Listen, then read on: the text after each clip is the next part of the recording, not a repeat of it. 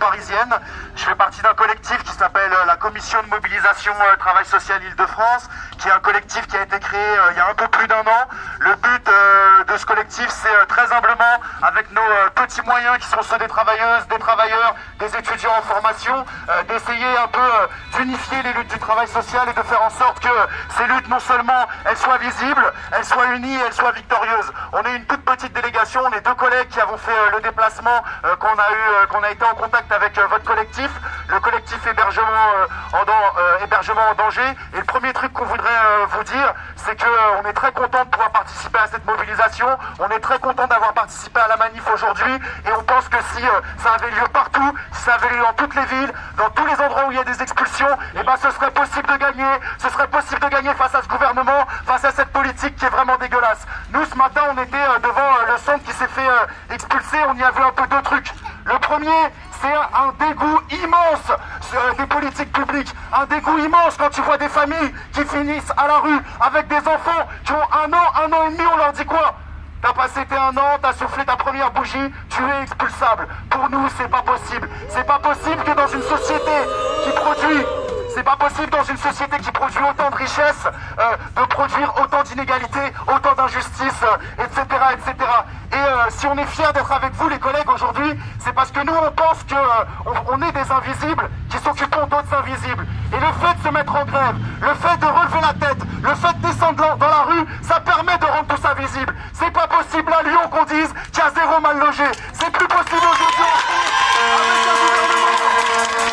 avec un gouvernement comme celui d'Emmanuel Macron, qui a été élu avec la fausse promesse, parce qu'il le savait très bien que c'était une fausse promesse, de dire que sous ce mandat, il n'y aurait plus personne à la rue. Alors vous pouvez être fiers, et un petit mot par rapport à ce qui a été dit juste avant. C'est quoi ces histoires de la direction de l'armée du salut? C'est qui fait tourner les services? C'est qui s'occupe des familles au quotidien? C'est qui s'occupe des droits des personnes et qui connaissent la réalité du terrain? C'est les travailleuses, c'est les travailleurs. Il y a des gens qui ont été très très dignes ce matin. Alors que les personnes dont tu t'occupes se font expulser, se retrouvent à la rue, tu te mets en grève, et malgré le fait que tu sois en grève, tu viens sur ton lieu de travail, et quelques heures après, tu reçois un coup de téléphone de ton chef de service qui dit non. Tu t'es mobilisé, t'as fait preuve d'humanité, t'as fait preuve de dignité pour les gens qui t'accompagnent, alors tu pourras plus revenir sur la structure. C'est un scandale et il faut pas laisser faire ça, les collègues, il faut pas laisser faire ça.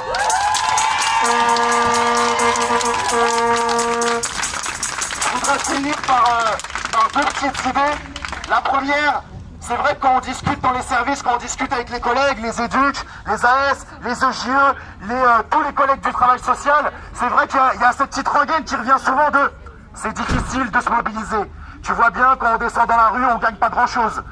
Tu vois bien, quand on essaie d'empêcher l'expulsion, il y a 50 familles qui se retrouvent à la rue. C'est bien la preuve que lutter finalement, ce serait juste le faire pour le faire, etc., etc. C'est pas vrai. Aujourd'hui, dans nos professions, dans les métiers du travail social, il y a des luttes dans chaque champ professionnel. Il y a des mobilisations d'ampleur en protection de l'enfance. Il y a des mobilisations d'ampleur des collègues de la psychiatrie. Il y a des mobilisations d'ampleur aux côtés des migrants. Maintenant, la question, c'est quoi, les collègues? C'est comment est-ce qu'on fait pour que toutes ces luttes, elles s'unissent, elles soient victorieuses et elles aillent jusqu'au bout. Imaginez si un jour on arrivait dans ce pays à faire que l'ensemble des travailleuses, l'ensemble des travailleurs, ne serait-ce qu'un jour ou deux, disent on arrête le boulot, toutes et tous, ensemble, pour revendiquer, pour nos publics, pour nos conditions de travail. Merci à vous, continuez, on va gagner!